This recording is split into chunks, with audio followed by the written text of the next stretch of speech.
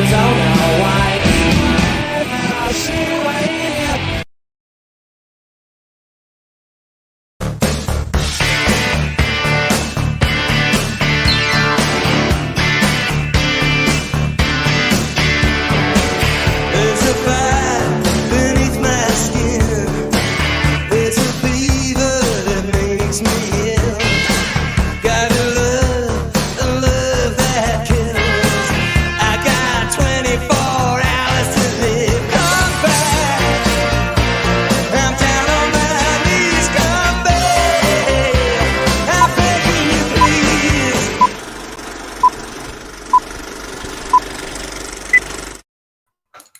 Hey, what's up, Ramblers? How you guys doing? So I was sitting here drawing, and I said to myself, I must do a stream while I draw.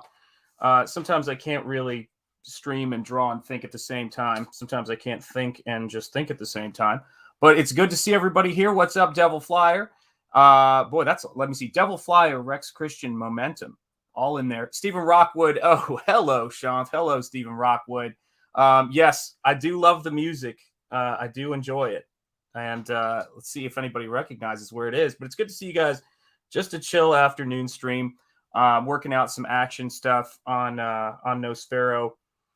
Some people who are backers and supporters of this book were asking me if there was going to be any, serious action in this book. Where's the blood? This is a vampire book. And I absolutely agree. So that's what I'm working on. Rambling on. There you go. Yeah, absolutely. And so, yeah, I've just been kind of working on this today. And usually when I'm trying to figure out something, that's a little bit more anatomically complicated, I tend not to stream that working process. And, it is what it is. But I said, hey, you know what? I think it's time. I think it's time to go live. So, yeah, so this is a page that's going to be a part of Nosfero, and the link for the book is in the description. So if you haven't backed it, do check it out. And the fun thing about this is that Nosfero is in not a happy mood. He's not in a good mood right now in this sequence. I don't know what I can give away and what I shouldn't give away, but let's just say he's on the rampage and he's going to start, taking down some vampires. And this is kind of a middle point in the book right before the final bit of final action scene. And the blood will be epic. Yeah, it has to be. The blood is going to break the panel borders. That's my big goal for it here, is to kind of make it. I've been looking at all of the stuff I grew up on that's inspired me in the process of making this book. One of those things is Tim Vigil's Grips and Faust books, which had just crazy action, not for the faint of heart at all. And I was looking at that stuff, and I looked at this art book I got when I was a kid called The Art of Tim Vigil. And I remember seeing that book and thinking, wow, one day I wonder if I'll ever be able to do an art book like this. And so in a lot of ways, I'd kind of forgotten about that until I went and bought it on eBay about maybe a year or two ago. And I realized that the two art books I did were the exact same format as that book. And I just love that book. It's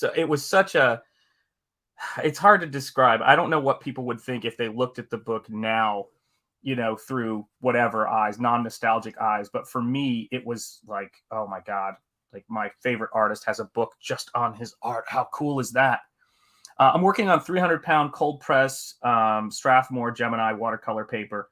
The 300-pound allows me to not have to fool around with things like stretching watercolor paper, which is why I prefer to use it. Also, because the surface is already a little rough and tumble, you don't have to worry about some of the things you have to worry about with hot press paper, where, if you scuff the surface of it, it kind of loses its consistency. And I tend to really try to make the artwork on the page and keep it a little loose.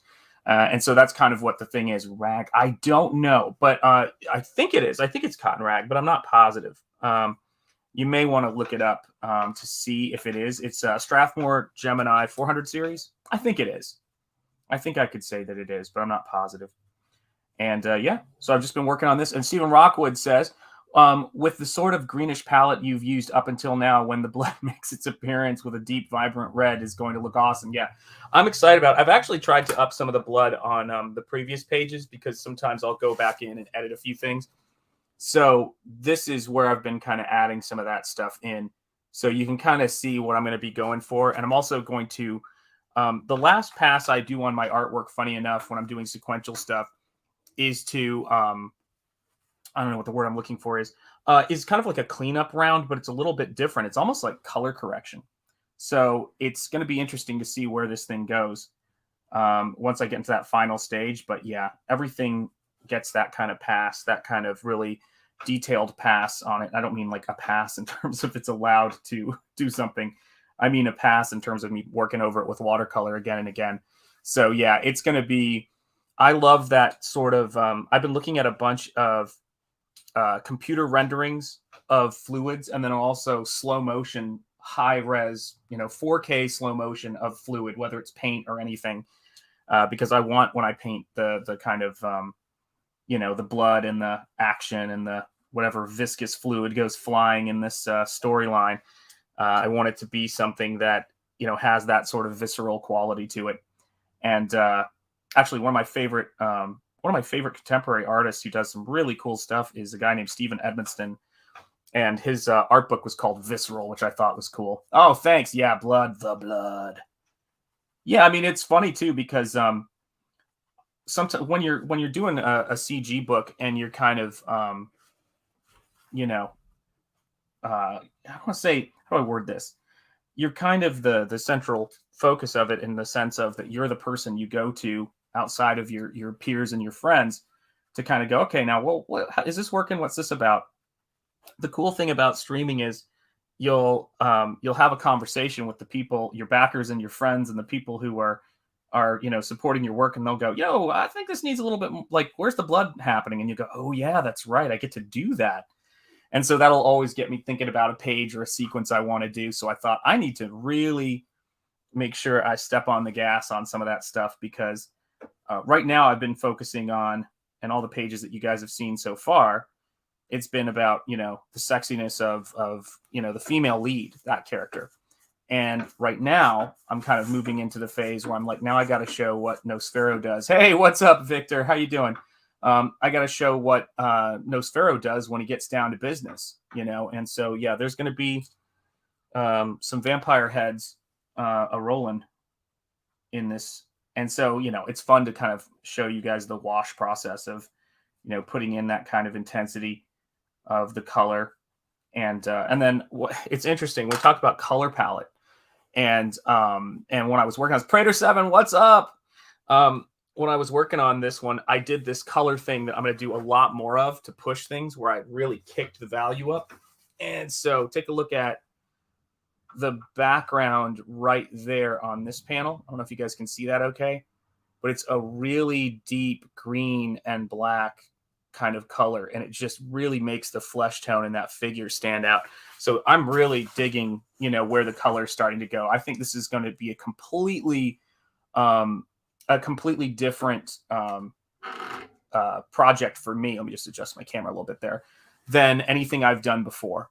It's going to be, a really intense growth in my work, because every single page I've been working on has marked something new for me in terms of how I work. And because I'm just pushing myself so hard on this project, it's I think every project that we do in CG has got to be, it's got to bring its own quality to it. And for me, it's all got to be good. It's all got to be great. I stopped the video game I was playing to come watch. What was the video game? And I don't know. That's a tough call. That's a really tough call. If it was a great game, I hope it was worth it. I hope this isn't going to be a disappointment. It's like, man, I stopped a video game for you, Sean. What the hell?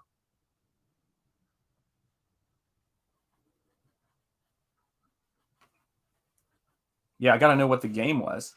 Yes, hey, what's up, Bad Crow Comics? I didn't even see you sneak in there. Will be interesting to see how you bring the energy with that style.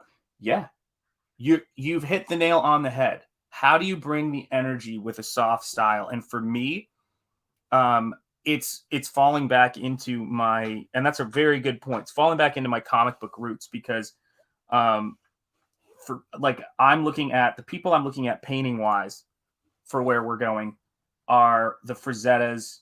Frank Frazetta is just a huge influence. And then, of course, I don't want it to be a soft watercolor book. I don't want it to be too light. I want it to be intense, Let's see here. It's called Judgment. It's a spinoff of Yakuza. Oh, wow. Boy, I'm missing something here. Oh, cool. Oh, excellent. It's a lot of fun. I agree. If artists are doing their own books and creating their own schedules for it, every page should be epic. Yeah, you're absolutely right. And I want it to be something. Yeah, pulp is our business. My brother Phil out there over at Zaid Comics, Phil Diaz, and I talk about this stuff a lot. I think that there's a pulp illustration style that's not a delicate painting style. That's got a little bit of the rawness to it. And as I get into this stuff and as I get more into my groove, more of that's coming out. It's looking a lot more like it's got balls to it, which is important. Let me see. What if you're making every page epic because causes a book to be late? I'll tell you a secret. I could be wrong, but this is my guess. Epic pages don't cause books to be late, would be my guess. I think story pages do. Do you get what I mean? Like it's funny, but the panels where you're trying to tell like a delicate interaction between characters for me are always the things that people skip. And I could be wrong, but we'll see. We'll see what makes it late. But for me, the epic stuff is always easier to do. But then, it's funny, I think it so depends. I think perfectionism can do it. Technical difficulties. I mean, there's a lot of reasons why books can take a while, but it really depends on the person. Like I was looking at some of the beautiful stuff that EVS is doing right now.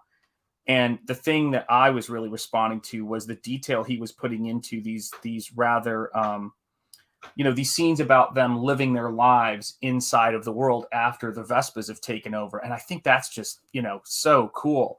But I know it's meticulous to draw architecture and the house and the walls, but he's a master at it. Let me see here. Let's see here. I hear what you're saying. Okay, so Predator 7 says, I hear what you're saying, Stephen Rockwood. And then Devil Flyer says, bring the art into comics. Absolutely. Bad Crow Comics says, it's the bread and butter panels that are the hardest. Yeah, it absolutely is.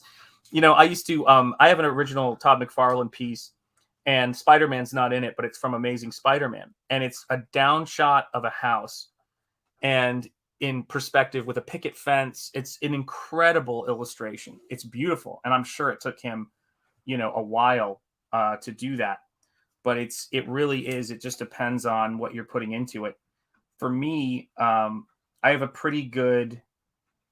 It's hard to. I guess I keep saying it's hard to describe, but I mean, so probably I should start working on my vocab. But the thing for me is this: is that I have a sense when I create a page, I have a budget for that page. I don't want everything to be on 11, so to speak. And that budget includes the time it's going to take, but also the balance of the page. So the conception of the page for me is always the most difficult part, where I come up with the design. After that, everything flows at about the same speed with, of course, double page. Hey, what's up, Phil? Phil, if you want a link to this, you're at work. What am I saying? I can't send you a link. It's Monday and you're at work right now. Or I don't know what your schedule is, but sorry, Phil. But yeah, it's I share Michael's appreciation for European comics. Absolutely. Yes, my brother, Michael. For European comics, the books are yearly, but the art is always beautiful. Yes, Predator 7 says, I do think some artists have insanely high standards to consider their own art epic, meaning that they spend even more time on it, even though the readers thought it was already epic. Yes, that's very true. Let's see. Stephen Rockwood drawing says, who is Michael? Got any Prater 7 says, who is Michael? Got any recommendations? I love European comics. So Michael Bancroft is our guy. And his comic is called The Lucent, and he's going to be launching the sequel, which will probably also include a tier of the first issue, which is incredible. Check it out. I cannot recommend Michael enough. He is the man. Let's see here. Zaid Comics, what's up? Lots of love for Phil. Devil Flyer says, hail Phil. And then Prater 7 says, okay, did he talk about some recently or something? Yeah, he's been on a lot of streams, and he's on his channels where I launched and did the closeout stream for my book. So yeah, he's a terrific guy, great YouTuber too as well. Really interesting dude, and one of my favorite people. So there you go. And I think he just has such a unique writing voice, and what him and Joe, who's his editor, who's often on his show, do. Oh, recommendations for European comics. Let me think. Well, Michael had a recommendation for a comic book called Mickey and I forget what it is, but it's like the underwater adventure. That was a French comic that came out from oh my God, what is the company called? Someone's going to get it correct for me. Just read The Undertaker recently, a French Western. That's awesome. Oh, speaking of French Westerns, got to read Blueberry. That's a great Western. For me, it's one of the good ones I've been reading. Black Sad is pretty amazing. I love Black Sad. Let's see what else we've got here. Anything Mobius. I read tons of Mobius stuff. And then there's an artist who's amazing, and I'm blanking on her name as well. This is terrible. Laura Zuccari, who does a really great book that I don't have the title of. And then Frazado stuff, Massimilio Frazado, who does a book called The Keepers of the Mazer series, which is really good if you haven't read it. I heard about the insanely amazing looking Mickey book. Sounds like some killer stuff. Killer is killer. Yeah, absolutely. Yeah, just read Undertaker. Good. Excellent, guys. Yeah. Swords of Glass. Yes. Are you talking about Laura Zuccari's work? I think that's what it's called. Correct me if I'm wrong. I think that's what you're talking about.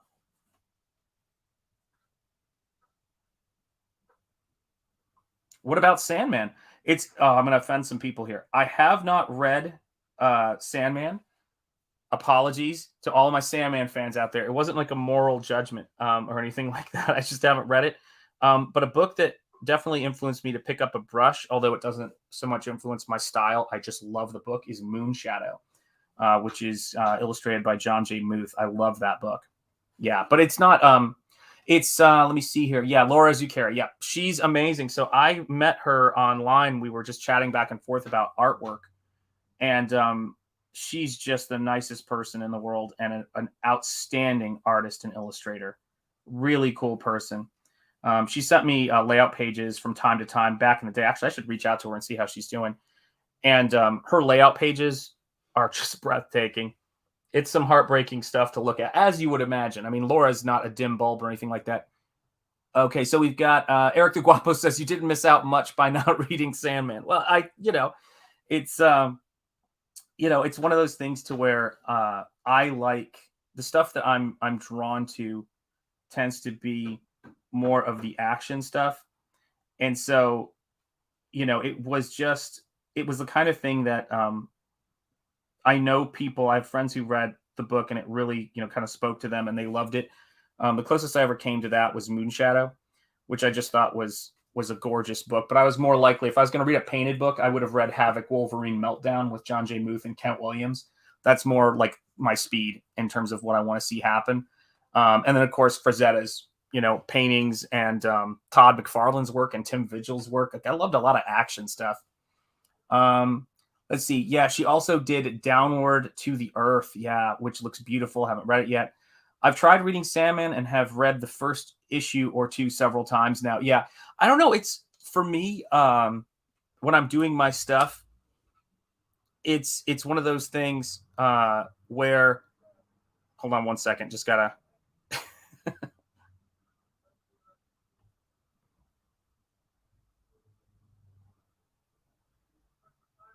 My son is on his way home, and telling my wife to make sure she lets him know that I'm streaming. Can't wait till whoa, boy, you guys, the chat just jumped. I tried reading Sandman, Bad Crow Comics. I like Sandman in the day. Was surprised to feel it didn't hold up as well on a recent read. Yeah, that happens sometimes.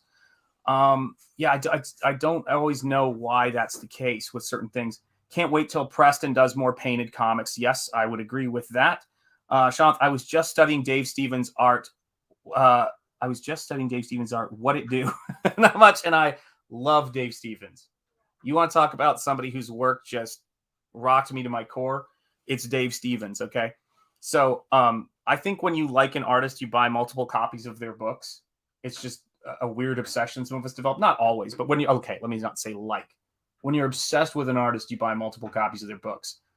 When you're obsessed with Dave Stevens and you're me, you have 3 copies of the Rocketeer Artist Edition. Like that's like a disorder at that point, man. I mean, that's some serious stuff. Yeah, chat jump to have that effect. Yeah. KSSS just makes the chat jump. Let's see here.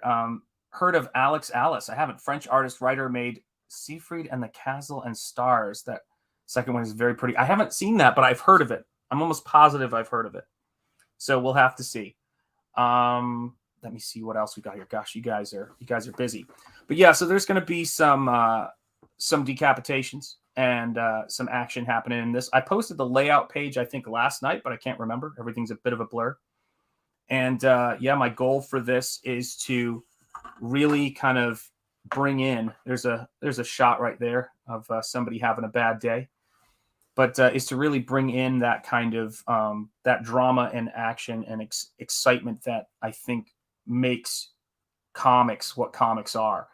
And so, you know, when I'm roughing these things in and I'm trying to figure out what the layouts are going to be, a huge part of that is what do I want to see and what do fans want to see when they pick up a comic. And one of the things I'm most, I won't say most concerned about, but one of the things I'm really putting my focus into is, yes, I want this to be a beautiful book, but I want the, hey, comics talk. What's up, Pops? Yeah, Dave Stevens is in my top 10 as well. He's amazing, but I don't want this book to just be a pretty frozen series of panels. I want it to, you know what I mean? Like, I don't want it to be just a pretty book. It's got to have the comic book action that I love and all of the things that I got into when I do pen and ink stuff.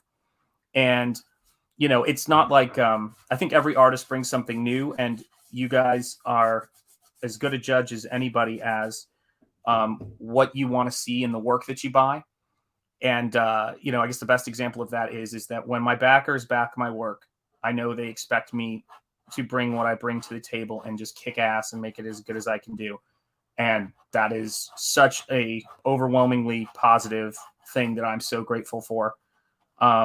And then the next bit of it is, you know, to try to up the game a little bit too, so that we can get more and more people involved in the story and what Nosfera is about. So action scenes have to have action, and, you know, the drama scenes have to have drama. So let's see here. Steve Rocco said, I also really like the Secret History. I love Igor Corday, I think it is. Hopefully I'm pronouncing that right. Art, and it has a cool concept. Absolutely. Eric the Guapo says, what do you think of Tom Mandrake? He is one of my favorite comic book artists. I love his work on Martian Manhunter and Spectre. I don't have as deep of a knowledge on that as I'd like to, but what I've seen is good, if that makes sense. What I've seen of the book, so I'll have to check it out. I'm pretty sure that a friend of mine, Arvin, has showed me that stuff. He's a massive DC fan, and he's always giving me different artist names from different eras, and I'm pretty sure that's crossed my path, but I don't want to say for certain. If you have, yes, you do hear a Stedler sharpener. That is right. Yeah, absolutely. I've got my Stedler lead holder sharpener at the ready. So if there are a couple of issues, Eric, that you think I should check out to get up to speed, which ones would you say? Because I want to make sure I've seen it. It's like I was thinking about Mike Barron the other day, and I knew I had read some Mike Barron books, but I was not sure which issues I had read. And once I found them, I remembered everything about reading them. But I'm always, you know, it's hard to remember the older I get, which ones I have read and which artist is which. So if you give me some specifics, I'm there. I'll check it out, because I love art recommendations and comic book recommendations. You know, that's the fun thing about it for me anyway. So let's see, we're going to rough him in here and get a little bit more of the composition balanced out right there. So I've got one guy there, and then this guy is going to be a little bit lower because this guy's about to meet his maker. This is going to be his, not a good day for him in his life. He's done and dusted, but that's all right. He's killed, or he's in the process, or has been in the process of killing one of Nosfera's friends. I'll tell you that much. and Nosfero ain't happy about it. So this is a point in the story where Laurel has been abducted, and a very particular character that I like was trying to rescue her, but did not succeed. Was trying to stop it, and then that's it. Let's see, Martian Manhunter, Son of Mars, and Martian Manhunter, Rings of Saturn. Gotcha. Oh yeah, it's a great sharpener. Hang on a hot minute here. Let me see what I got here. Because now it's driving me crazy.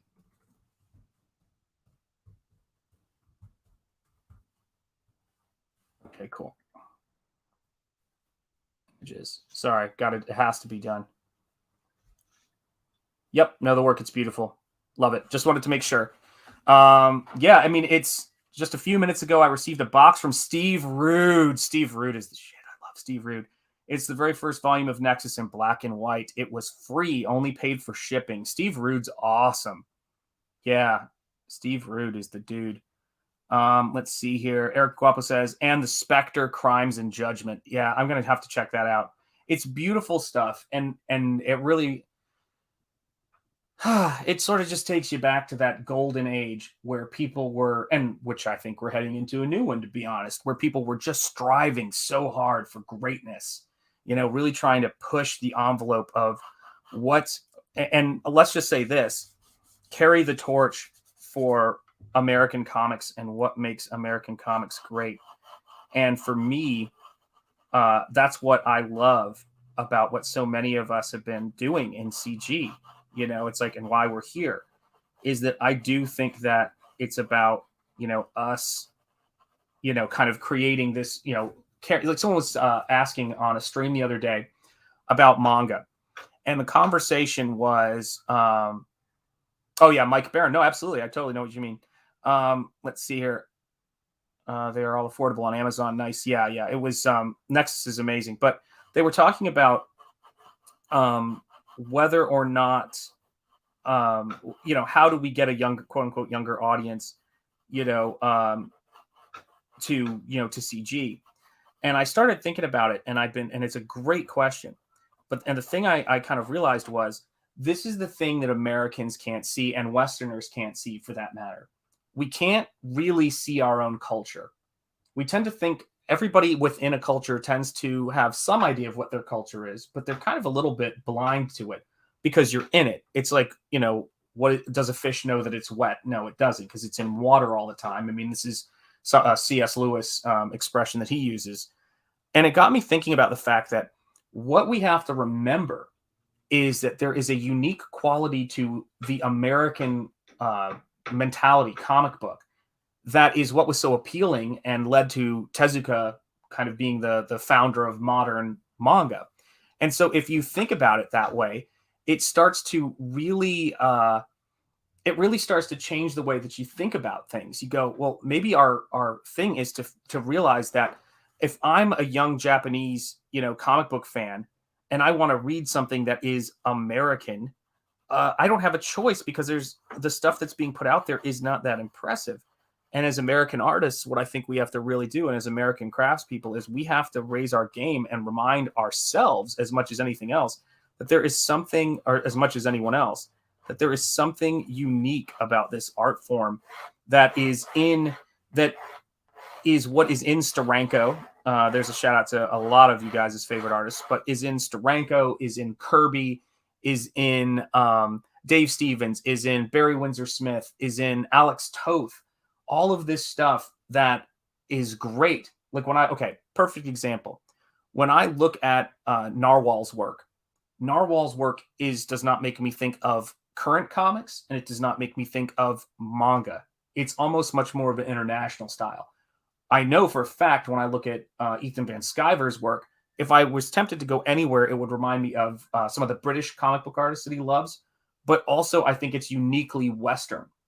And it's a beautiful quality about it. So that's what I really think we've got to be thinking about, is the craftsmanship. I don't think that means everything has to be representational. I don't think that means that things have to be painted or inked and they can't be digital. I don't think it means anything like that. We got to kind of open our minds up a little bit to what it means to create freely. I think it has to do with our sensibilities in composition, sense of play in our panel layouts. I see it in Mary Boys. Reminds me very much of the greatness of Will Eisner. And I just think, give me that Jack Kirby double page spread with all that crazy Kirby tech any day. Throw some Zipatone and some photocopies or some photo bashes that have a God, what's it called? The dot filter over it. Like, let's push things off a cliff with greatness. Like, let's just take it to an edge. That's what I want. Yeah, I can see the Ball and influence on E. Yeah, he talks about it, and it's a hell of an influence. For me, what I think people will probably see a little bit on this book is a lot of people see some of the Frazetta, some of the other stuff that I do, but there's a huge element of Dave Stevens that'll start to come to pass on this work for sure, because I love Dave Stevens's work and I love the nostalgia factor of it. Let me see here. Yeah, Ball and influence on E.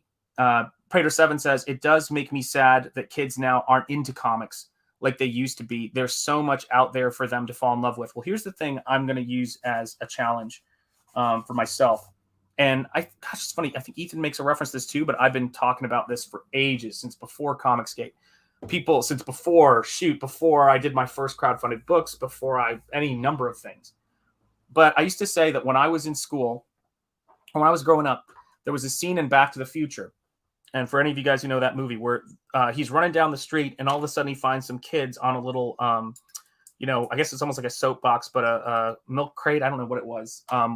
Wooden scooter that they're kicking along on. And then he breaks the top of it off and turns it into a skateboard and goes skateboarding. And people would say, scooters are never going to come back. Like, that's something that's from a particular time and a place. Kids are never going to be thinking scooters are cool. And then the Razor scooter comes along and all of a sudden scooters are cool again.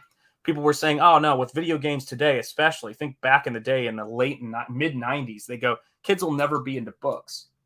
Cut to Harry Potter. The thing about books and the thing about any kind of form of entertainment or amusement, let's say, is that it's got to be taken to an extreme to where you go, I can only get that here. I can only get that kind of thing here. And so if we're not making something that you can only get in American comics, then they might as well not be there. And so part of it with Comicsgate that we have is the buildup. It's the fact that you're funding the book and that you are really involved in it, which is a little bit to do with our American sort of passion for investing in things and investing in imagination. There's this kind of really cool quality to it. And then I think also there's the fact that indie comics should not be playing by the same rules as mainstream comics. And since they're so completely hamstrung by creative oversight, that's the other thing that we need to bring. And it's something that manga hasn't really struggled with as much as we have, which is having so many barriers over what kind of stories we can tell and how we can tell stories. And so if indie comics are just like what you see everywhere else, I mean, are you going to get a Snowman, A Cold Day in Hell in the mainstream? I don't think so. Nope. I mean, shoot, it probably wouldn't even make it past like the first, the first hurdles of editorial. But you're going to get that in Comicsgate.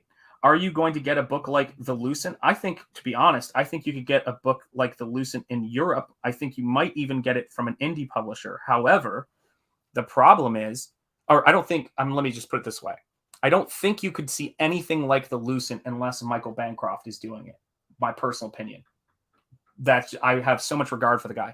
I think that a Dark Horse would be interested in publishing it once they saw what a hit it is, but I don't think he should do that. So I'm not saying, I would like to think that I still live in a world where a European publisher would want to publish that book, but I don't think anyone's ever done anything like it. So Lloyd Burton, my man, good to see you. Everything evolves with current culture and adapts. Absolutely right. So true, Lloyd Burton. I appreciate that. Wisdom from the man. Let's see. Devil Flyer says, "Hail Lloyd." Yes. Hail Devil Flyer. Rex Christian Momentum. Yes. Yeah, I think that you guys are a part of, and I am honored to be a part of, one of the greatest evolutions and changes and developments in comics that has been needed, frankly, since the mid 90s. I think that the foundations of what makes modern comics what they are were shifted with Image Comics, but I don't think we ever recovered from the 90s crash. I think manga has been on a steady march, and that's great because manga deserves its place. I don't think that we need to. Yeah, Bancroft's a one-man show, does it all. Yeah, but I got to tell you, he's spoken very, very highly about Joe's work and on that editorially, which I think is really great stuff. And Joe's a terrific guy too, terrific guy. And everybody's saying hey to Pops, absolutely right. And so for me, I look at that stuff and I think I know what I want to see from American comics. I want to see universal, the universal horror history, which is a huge part of our pop culture. I want to see, action. I want to see crime. I want to see things that really address the Western cultural, what's the word I'm looking for? The Western cultural sensibility, and see it manifest. Because if I were in another country, I wouldn't want to be buying things that are talking about what we already have. And I think we are starting to get, obviously, we are international, but we're getting more and more so international. And we're much more of a, have you seen this cool thing? We're have you seen it? Like, it's very word of mouth at this point, and it's where a lot of the best culture comes from. It's like the heavy metal magazine of its day, or Metal Hurlant, when it first launched. Yeah. Oh, thank you. Yeah, that's right. We are a hat club. We are a hat group. Let me see here. Yes, howdy, Van Sant. Let's see. The closest thing I saw recently, this is from Stephen Rockwood, drawing from American Publishing, that made me think of European comics, is Barry Windsor Smith's Monsters. Very cool book. Yep. Anybody who hasn't got it yet is missing out. Yeah, Barry Windsor Smith is awesome. The studio was an awesome outfit. Hammer Horror as well. Absolutely. A lot of people saying that Bogencroft is the man. Do not tell him I said that, says Pops. Pops, your secret is safe with me, brother. International melting pot, and we are, and that's why I think Japan is has been so successful in the comics format. They understand that. They're if you're about innovation and you're about story and you're about craft, you don't care where that stuff comes from. The people like Star Wars' influence coming from Akira Kurosawa, Kurosawa's influence coming from Sergio Leone and a lot of other great directors. People who are really in the game look for greatness and genius wherever it appears. And maybe that's one of our big advantages, is that there is no, other than skill, there is no entry barring your way other than ability and work ethic in CG. And maybe that's what we need to finally get shit together, is that, we're all out here going, the fans and the backers are our safety net such that it is, but it's something that we have to earn through working and communicating. So I think that's huge. Let's see here. Yeah. Prater 7 says that book was rough on me emotionally. Yeah, apparently that was a rough book. Stephen Rockwood agrees. And KSSS says Kurosawa looked to John Ford. You're absolutely right, John Ford. So much good stuff I've got to check out, guys. So much great work. And there's just too many cool things out there, but I like it. I'm glad there's too many cool things out there. I don't know what I would do without it. What would I do without all of the cool stuff out there? So let's see if we can get this roughed in there. I'm going to start roughing in this face right here. And when I draw and I'm like roughing in the action, I've been trying to keep it a little bit more lucid, or I should say loose, not lucid, or lucent. I'm trying to keep it a little bit more, playful. And I can always refine these things within, an inch of their life. But I want to make sure that I'm keeping that sort of playfulness there, as I work. If it's good, it's good wherever it comes from. Yeah, absolutely. Absolutely. And if I did not care where Judge Dredd came from, I did not care where a lot of the Simon Bisley stuff that I collected and bought came from. It never has dawned on me to think about anything other than quality. That's it. And the same thing goes with movies too. If I see a great movie, my son was telling me about this Russian tank movie. I haven't seen it yet, but he's super into it and he wants me to see it. And he's a huge fan of tanks and wargaming and all that kind of stuff. He works in Blender, and does a lot of 3D modeling, loves historical stuff and doing research on things like that. So I'm curious to watch it because I love that kind of stuff. Let me move the camera over a little bit, make it a little bit more straight on there. There we go. And so for me, that's the stuff that I dig, you know, when I'm working, is looking at stuff that's historical or cool in that way, like that gives me some knowledge. Actually, Charlie's London was talking about that, and I was just watching a World War I aviation documentary that she inspired me to return to, called 4 Years of Thunder, which is about aviation in World War I. So I love history. It's one of my favorite subjects in the world. T-34, that might be it. That might be it. I'll have to ask him. I'll have to ask him if when he gets home, what the name of the movie is. And it's apparently it's incredibly cool. And there's a lot of slow motion stuff that shows the physics between the impact. Has he seen Tank starring James Garner? I don't think he has. Would you recommend? Let me know, Stephen Rockwood. He watched Fury, that the movie with Brad Pitt, the tank movie there, and he loved that. I got him that Blu-ray. But I don't think I know he hasn't seen that one, but I'm assuming you recommend Stephen Rockwood. And I think T-34 might be the movie. Hey, what's up, Tommy? How you doing, brother? But it's one of those things where he actually said to me, how's this for class? I love this about this kid. So he's seen the opening scene of Saving Private Ryan on Normandy Beach. And he said to me the other day, he said, Dad, I said, yeah, bud. He goes, we need to set aside some time so we can watch Saving Private Ryan together. And I went, Atta lad. Glad to see it, you know, so I can't wait to do that with him. What a good egg, you know, good egg. He helps around the house. He's a hell of a good 3D modeler, and really proud of him. And I think that for me, it's like, you know, I think that history is one of my favorite things to share and talk about with people, and that's probably why I'm a big fan of, sorry guys, I was like not drawn off page. Tank is from 1984. I barely remember it, but I think it was fun. Well, you know, seriously, if you know about people who are interested in history and interested in tanks, there is no such thing, generally speaking, as a bad tank movie. I was watching, there's a tank museum here, believe it or not, where someone donated their entire collection of historic tanks that they owned. And I was like, how big of a tank collection do you have to have before you can make a museum out of it?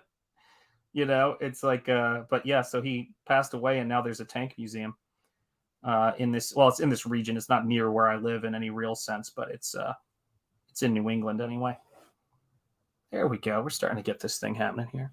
So you can see how I'm kind of like roughing in the action during this phase of it, you know? I mean, it's just one of those things. So Pops has got one for us. I have read three solid guests for Monday Madness at 4 p.m. Eastern. Y'all should check it out. Yes, everybody, check out Monday Madness. If you have not yet, please do. Make sure you subscribe to Pops' channel there. Comics Talk with Pops Van Sant. Let's see here. My take on Fury was it was a new anti-American film.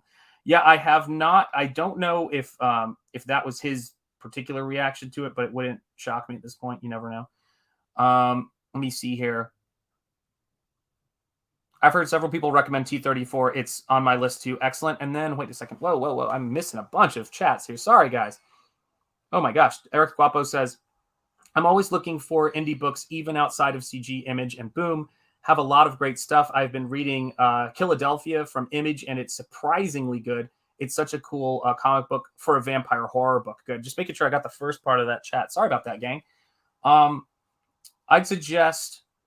jumped again. I suggest Humphrey Bogart's Sahara. Yep, know that movie, but some kids don't appreciate old movies. Well, he will appreciate old movies or Bogart movies, or he can go and find another home to live in. I'm a massive Bogart fan, huge Humphrey Bogart fan. Oh gosh, I have it over there, but if Phil ever shows up in the chat again and lets me know, I'll grab it and put it on camera. But I have a replica of the Maltese Falcon. So yeah, you got to like Bogart in this house, or you need to get out. That's how we do things here.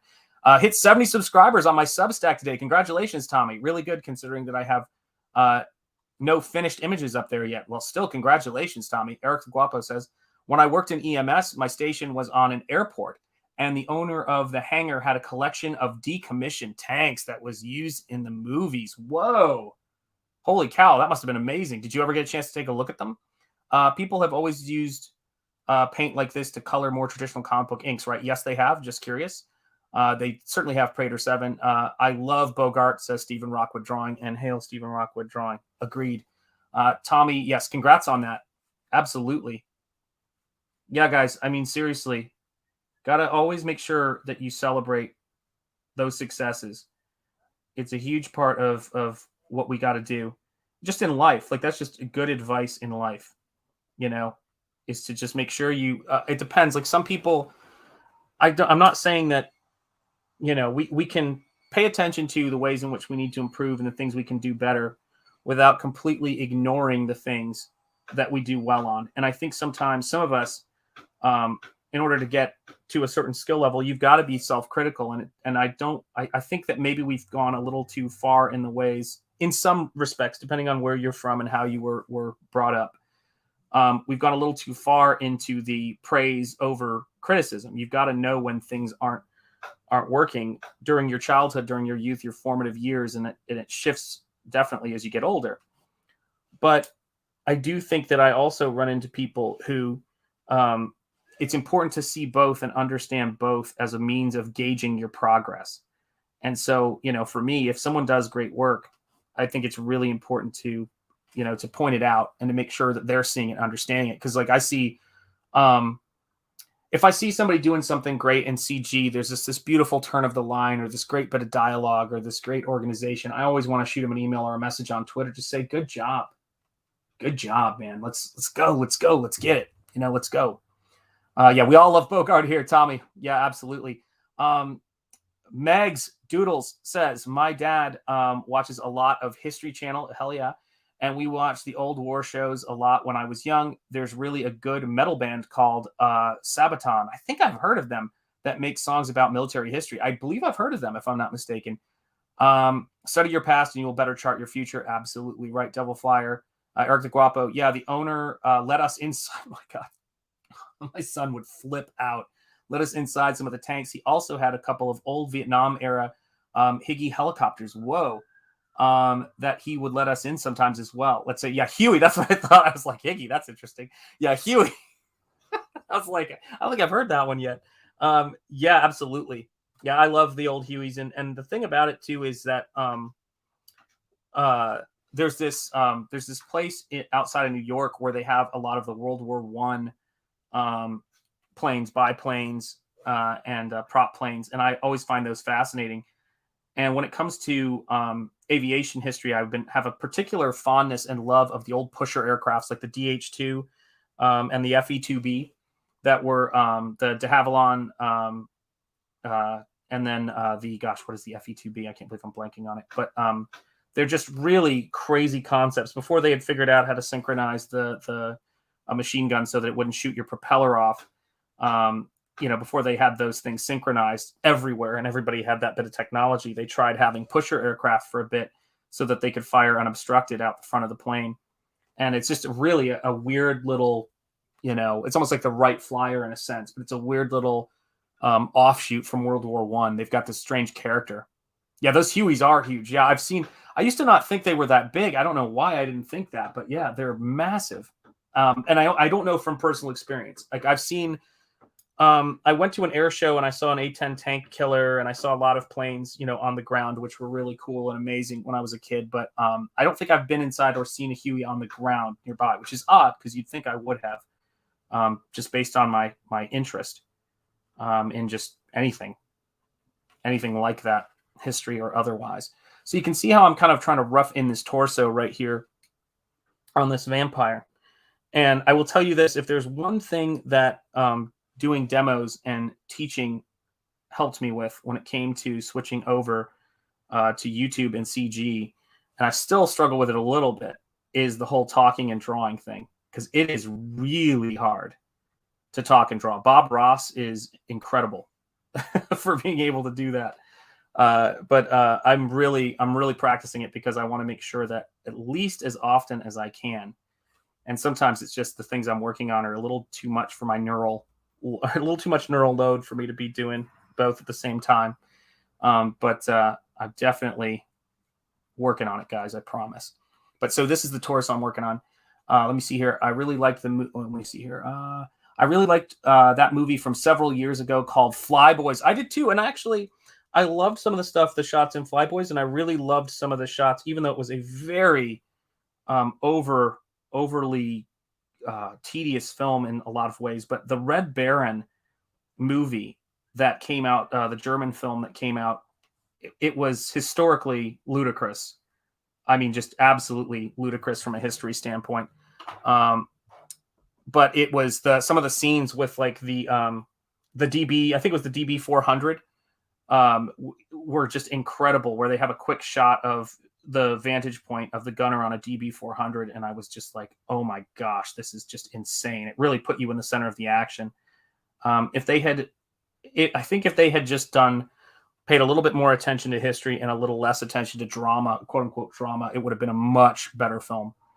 Flyboys World War I pilots. Yeah, the old aviator designs are so cool, especially the World War II stuff. Absolutely.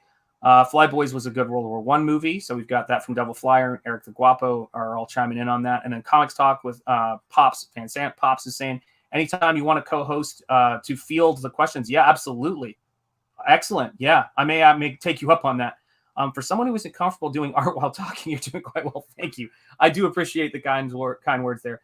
Just added Red Baron to my watch list. I like stuff like that. Yeah, they had, I mean, just the effects in that movie. I'm actually working on, I don't know when I'll have the time, because I am like I'm deep into my CG, work right now. And I mean, like, everything I can possibly do is very CG centered right now. However, I did have underway and did plan to do a fan edit of Red Baron, where I just cut out so much of the unnecessary stuff that's in there, and so much of the stuff that's just, I mean, a lot of it is just so historically wrong. I don't know how you prepare it. Like the character of the Red Baron, which they really tried to make. I don't know what they were trying to do with that, but I do think that the work that was done on the airplanes and that is so beautiful. Yeah, let me see here. Oh, Prater 7 says, my uncle's a pilot and his dad was one in World War II or Korea on aircraft carriers. We went to see that newer Midway movie a couple of years ago. It's pretty good too. Cool. Hey, listen, guys. I will take recommendations at this point on anything that's older. Like, my only criteria at this point is that it's not excruciatingly woke. Like, that's basically it. And I was listening to somebody talk about that not long ago, or actually, I think it was your boy Zach, whom I love, by the way. But I think a lot of his new videos have been really, really interesting. I found myself coming back to them, and I've been watching him for a long time. But I think he's doing some pretty impressive stuff right now. But there was he was talking about the whole. Someone had been responding and saying, "Stop calling anything you don't like woke," and I said, "No. That is not what that phrase means at all. It does not mean like people acting like that it means something nebulous, or it means something general, like anything you don't like, you just call it. No. It means some very specific things, and those things tend to be they basically tend to be, if I were to define them, they tend to be anti-humanist, anti-life. So they tend to be against the natural way. You hear the construction crew outside my house that are working. Not on my house, but the neighbor's house. I always say, yeah, it's come clean off. Oh, yeah. This is one big swing of the sword. So it's a swing that takes that head off.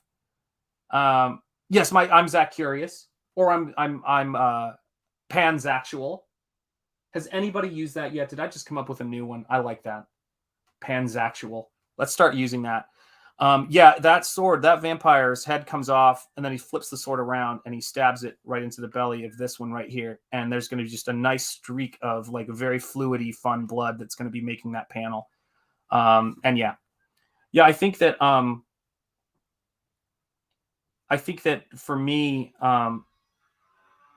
I know there was some discussion and some debate the other evening on about Zach and his old videos, and certainly nostalgia and a lot of love and respect for Zach as well.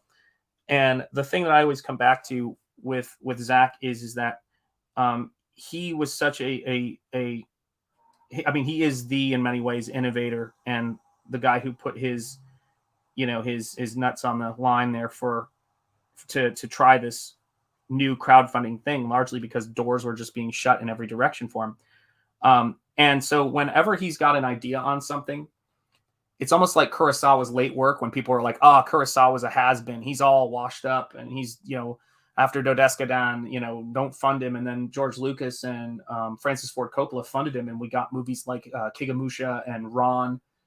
I'm one of those people that goes, when it comes to Zach, I do consider him to be a very brilliant person, and I learn a lot from the way that he explores the media and also the way he explores his thoughts publicly about how things work.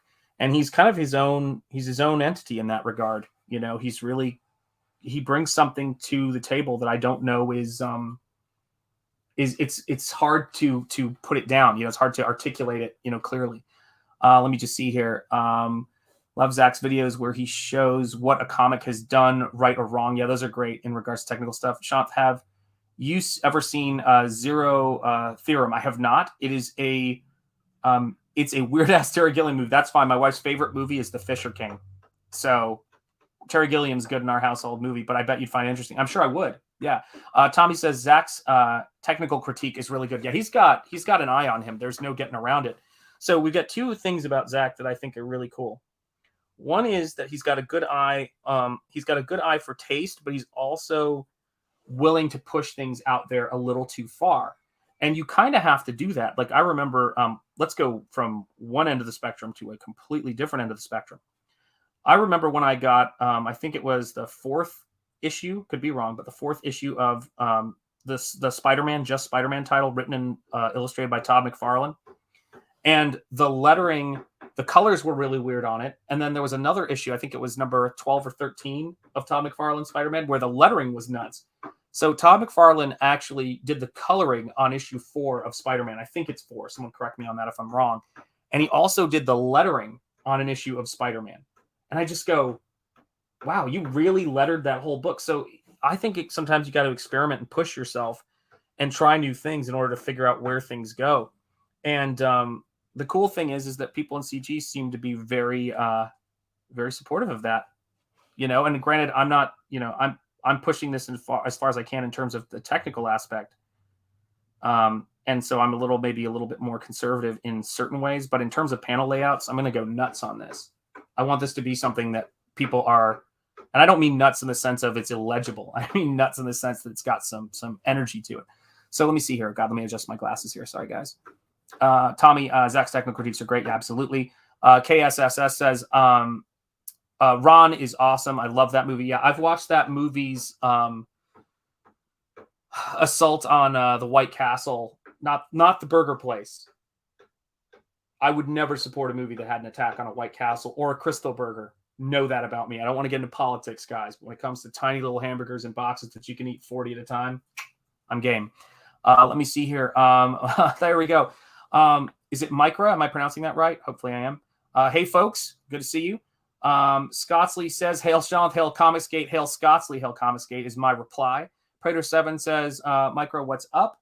And Prater7 says, Scottsley, yo. That's my translation. So hopefully I had the necessary emphasis on that. But, when I'm looking at this stuff, guys, take a look at where we're going with our action here in this panel. Like if we zoom out on this page, this is really about getting that drama into it, that excitement, because someone's about to get decaffeinated, as they say in Hot Fuzz. And I want there to be a really, kind of cool vibe to this book. And I want it to be something that isn't, it's not just gore, and it's not, but I don't have a problem with that. That's the issue with it, is if someone wants to do that in their work, I'm like, hell yeah, go for it. But I want it to be something that is clearly not for kids, but not for kids. How do I word this? I want it to be the kind of indie book to where I remember when I was reading Teenage Mutant Ninja Turtles and the swords were like carving up foot soldiers like left and right. That sequence in the early black and whites I loved. or grips, where I was like going, is that like, did that shirt just come down a little bit? Am I seeing like a little bit of a nipple on there? I'm not sure. Like there were these cool things that happened in indie comics that they could get away with back in the day. And I want to make sure this is living up to an indie comic. You know, that's what I want. Let's see. Yeah, you got it right. Most people mispronounce it as if it's Russian. Oh, interesting. Yeah, yeah. Well, you can thank my illiteracy for my correct pronunciation. Best moment in Hot Fuzz, the old lady getting kicked in the face. That's up there. Yeah, that was good. What is my favorite movie in that, or favorite moment in that movie? Boy, there's too many to list. I really love that movie. Yeah, I honestly can't think. I think some of them may even be the outtakes. Hey, what's up, Skip Edwards? How you doing? Good to see you. But gosh, yeah, Hot Fuzz. I mean, I think it's always going to be Little Hand says it's time to rock and roll, bring the noise at the end, because I say that all the time. I just love. I know it's from Point Break, by the way. I'm a huge fan of Point Break. I celebrate the guy's entire catalog. Let's see here. Hello, friends. Says Skip Edwards. KSSS says that's like that. Is that a nipple Seinfeld moment? Yeah, that's right. Yeah, yeah. Skip Edwards art. People are. Prater 7 says, "What's up?" There you go. Yeah, I think that there's something really kind of fun when you are reading an indie comic, and it's not. It's got a lot of qualities that we think of when we think about regular comics, mainstream comics. But then all of a sudden, it takes a left turn, and it has more impact because you're so into the groove of what you think is going to happen next that you don't think that kind of thing would. And every indie comic, in my personal opinion, has a sort of, I don't believe in rules. Let me rephrase that. But every indie comic has the opportunity, let's use that word, to put something in the book that you wouldn't think to do if it was a mainstream book. That's just interesting or different, and lets you know that you're in a place where people are free to create what they want to create. And that is what I'm doing with this book. That is what the goal is. It's to make that stuff happen. You know, and that's my goal as an artist, is to kind of bring something to you guys that you go like, oh wow, like this is kind of like, this is a vampire story, and it's you know, it's so hard to describe what this story is. This is kind of like a pulp supernatural hero. The rhyme I've come up with is Nosfero, the supernatural hero. But yeah, it's a supernatural hero story, and in it, things happen that are going to push it that extra bit. You know what I mean? So it's like, this is a weird stretch, but it would be like comparing the first Tobey Maguire Spider-Man movie to Blade. Like the difference I'm talking about. Not that it's like this is going to be this is like a Comicsgate book. It's the best way I could put it. What does that mean? It means it's going to be interesting and good. That's the goal. But yeah, that's the stuff I think about the most, is like when you see things. When I saw Blade, I was like going, oh wow, I didn't know they could do that in a superhero movie. Supernatural heroes are kind of cool to me. Spawn obviously was cool to me. Faust was kind of cool to me. Grips was kind of cool to me in that way, even though he's not supernatural. I just loved a lot of that stuff. There we go. Sort of get some of the rough anatomy in there, and you can kind of see how I build this stuff up too. Let's see here. Seinfeld moment. Yeah, what's up? Prater 7. Hey, I can't wait for this book. Oh, thank you. That's like such a nice thing to say. That's really cool. Let's see here. Whoa, it's jumping. I can't wait for this book. It's going in my living room. Oh, that's so cool. As a hook for my friends that aren't into comics. I appreciate that. For movie recommendations, Nigel Neal's Creations, old 1970s sci-fi stuff. Quartermass Experiment is a fun invasion of the Bystanders style sci-fi film. Very cool. I dig those. The Stone Tape is a really good haunted mansion tale. Excellent. Your art is so good they'll never have. Oh, that's so kind of you to say. Thank you, Micah. That's like so nice of you. But I'm glad that you like the artwork. It means a lot. Stephen Rockwood, I just ordered all of the old Spider-Man movies on Blu-ray. Yes, even Spider-Man 3. They should be arriving tomorrow. Yeah. Hey, listen, guys. I think Tobey Maguire did a great job. I know Sam Raimi was under a lot of pressure on that third movie in terms of getting to be what it is. But I certainly don't hate Spider-Man 3 by any stretch. I think Spider-Man 2 may be one of the best superhero movies ever made. I think it is like it's almost like the what I love about the original Donner Superman movies, and that's high praise, because there was just this quality of them it's almost like a Norman Rockwell, if that makes sense, level superhero movie. But it's like what's great Norman Rockwell, not like what people, when people use Norman Rockwell as a derogatory term. Just the greatness of the humanity that he was able to capture in his illustration work. So, yeah, I dig it. Let me see here. Spider-Man 2 is my favorite, says Micro. Absolutely. I like Toby Pleasantville as a favorite. Yeah, he was great in that.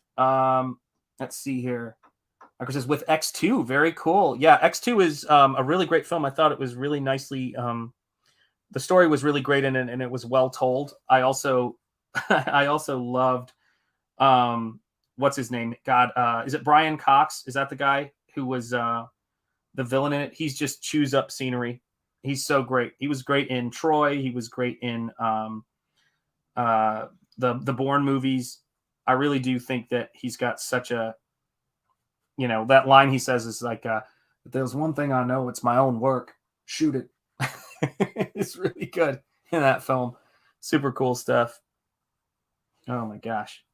So yeah, I love it. See, that's the fun thing about this, guys. It's talking movies. It's like, and talking art and talking history and everything. I mean, I didn't know that, and I should have known. I didn't know that Charlie's was so into, World War I history.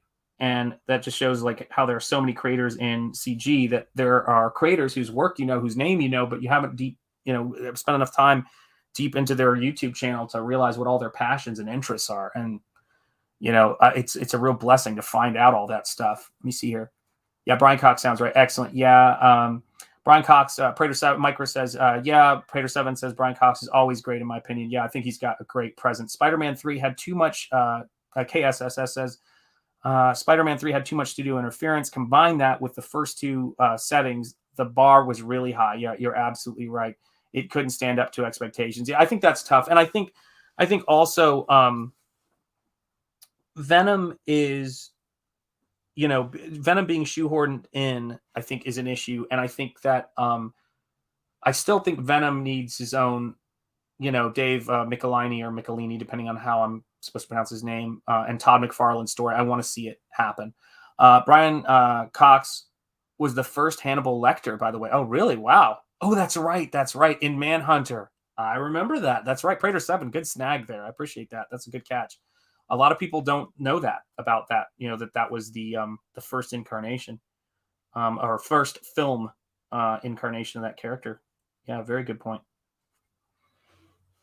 And so again, guys, I know that some of you guys work in traditional, some of you guys work in digital. For my people who work in digital who are watching this, I want you to see, or hopefully I want you guys to know that I also work in digital. And when I'm working in traditional media, I am not doing anything different at the creative level on this. I would work the same way I'm working here as I would in Photoshop. There's just a slightly different material being used. That's really all it is. And so don't be intimidated by paints ever. If you ever think to yourself, I want to try experimenting in traditional, and you haven't yet, don't be intimidated by it. Breathe is a big thing while you're working, and you should be doing that when you're working in digital for that matter. And just give yourself the chance to kind of ask, and you guys can always ask me, more, nuanced or specific questions. But I really do think that with a lot of this stuff, it's just the illusion of it being more complicated than it is. It's really not that complicated. Let me see here. Let me adjust my glasses here. Manhunter was better than Red Dragon remake. Yes, I can hear. Oh, Julie Pascal is in here. Julie, gosh, it's jumping on me. Hang on a second, Julie. Let me catch up. I'm constantly in awe of the. Oh, thank you, Julie. Jeez. I'm constantly in awe of this art and want to promote this book because there should be thousands of backers. Is it okay to copy and share images from the campaign page? Absolutely. Manhunter was way better than the Red Dragon remake. Yes, absolutely, says KSSS. Tommy says, more and more suggestions. Jean-Pierre Jeunet directed films Delicatessen, City of Lost Children, and Amelie. I own all three of those, and I love those movies, and those are great suggestions. I actually did comic book sample pages that were inspired by City of Lost Children when I was in college. I love City of Lost Children. I think Caro's and Janae's work on that is incredible. Let me see. Eric the Guapo says, the way they shoehorned Venom in was terrible. Eric Foreman from That 70s Show, that dude is a skinny geek. He was a terrible Eddie Brock. I agree with that. He's got to be ripped, because the real thing that was creepy is that we've got this nerd with superpowers in Peter Parker.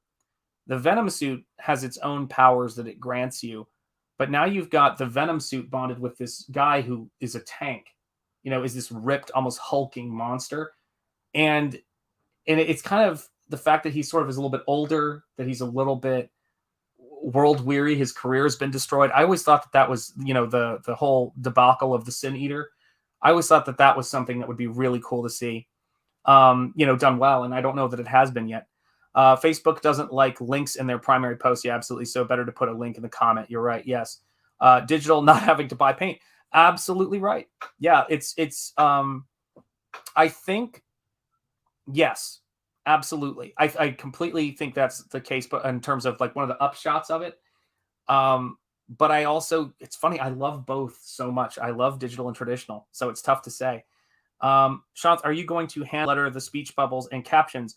Drawn Sword Graphics, it's good to have you here. Yeah, I'm not sure if I'm going to, because, or actually I think I'm going to do it digitally, but I'm going to be, it's going to definitely be me, because I work in digital. I'm going to try to figure out a way to have it be something that's consistent, because I don't want it to ever interfere with the reading experience. But I'm going to try to harken back to some of the lettering that was done in it may not be a huge difference to some people, but I'm going to be really looking at the great classic old horror comics. And I love me some hand lettering, so I might adjust some things and create some lettering in certain places, depending on if I think it works really well. Let me see here. Stephen Rockwood says, Julie Pascal, do it. Then more eyes on Nosferatu, the better. Thank you, guys. I appreciate all of you for that. Eric the Guapo says, Brock Lesnar. Oh, yeah, would be a great Eddie Brock. Yeah, actually, that's absolutely spot on.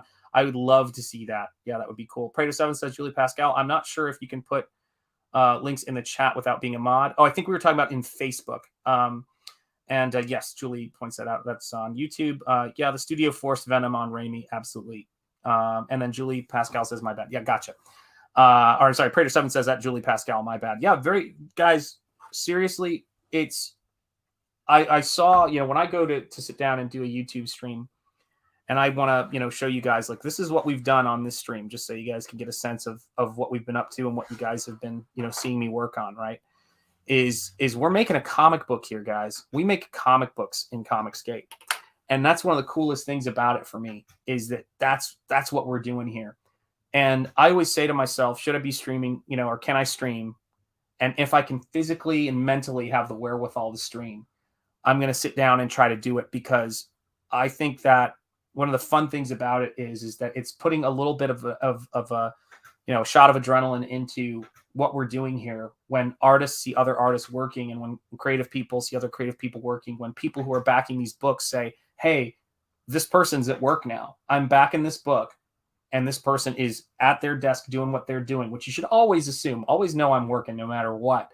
But I know it's great to kind of share this process with you guys and show how we're putting this stuff together, because I think that it's a much better use of our time sometimes to be looking at things being created and positivity being put out there, and the passion that's in Comicsgate right now, and in independent creators too, as well, as people are always pointing out, who aren't a part of whatever the nonsense is that's out there.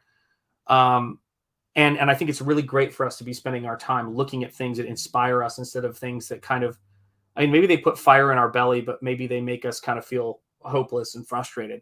And for me, I'm really interested in, not making people feel, that as much as I can, but making people say, come on, yeah, let's do it. We got this. Let's make it happen. You know what I mean? And so that's the fun thing for me about doing this kind of work. One thing I want to try to grab real quick, if I can, because I want to make sure I show you guys progress on this here. Let me grab this. And I might be doing some more painting later. We'll see, depending on how it goes. But I just got in the mail some silver paint that I had been waiting on, and that I am hitting the First Man piece I'm doing based on Andy Smith's character. I'm going to be hitting it with some silver and gold metallic paints because I do love me some acrylics too. And so I'm hard at work, always waving that CG flag to make this stuff happen. But this right here is, you know, the fun that we're having right now. Art, lots of fun art. And I don't just mean Art T-Bear, but love to Art T-Bear, wherever you are, my friend. And I hope you're having fish and getting that fish you so richly deserve. But, you know, when I'm not doing stuff like this, I'm doing things like creating intros, like for in Celevision on Ethan's channel, which is the last thing I've done recently for that. And it's all about making sure everybody's having a good time, you know. Oh, thank you, Prater7. Yeah, it's I love First Man. I love Andy Smith. He did the cover of yeah, she was a hot bunny woman. Now she's a woman. That's right. Listen, I'm not here to judge your journey, brother. You know, KSSS, if that is your journey, my friend, I support you in it. And I would say, look at the work of George Petty. He did a pretty decent bunny woman in that, in his work. But I love Andy Smith because Andy did the cover for my first pro job. And we've had some cool conversations back and forth about various things. But he's really carrying that superhero banner for us. So if you haven't backed First Man 2 and First Man 1 for that matter, but First Man 2 Learning Curve, go check it out. I've got First Man right here next to me. The first book that Andy did, sitting here, signed on the cover by the man himself. And yeah, it's a great book. It's a great read, square bound, fantastic production quality. So if you haven't checked out First Man 2 or First Man 1 yet, do check it out. But guys, I am going to go back to drawing and get something to eat so that I'm not, completely out of it. But I just want to stop off by saying, take a look at this, guys. This is what we're doing. We're going to make some really cool stuff. There's going to be a sword in this hand, and there is not going to be a head on those shoulders by the time I'm done with this thing. So let's keep kicking ass. Let's have fun. All of you guys have a great day. Thank you for coming by and checking out the stream. Much love to all of you guys. And let's just keep doing it. Let's see where this adventure takes us. All right? All right, everybody. Peace. Here's a little something for you busters. Yeah. You're not even learning anything on the street. Yeah. You think I'm stupid, son? Yeah. You know what I'm trying to say to you, boy? Yeah. Do you? What's up with that? Look at me, damn it! Y'all cowards don't even smoke crack. What's up with You that? smoke crack, don't you? Y'all cowards don't even smoke crack. Look at me, boy! Hey to You you, smoke crack, don't you? don't even smoke crack. You know what that does to you? Huh? You smoke crack, don't you? Smoke crack. Go on and do it expeditiously. What's up with that? It kills your brain cells, son. It kills your brain cells. Don't even smoke crack.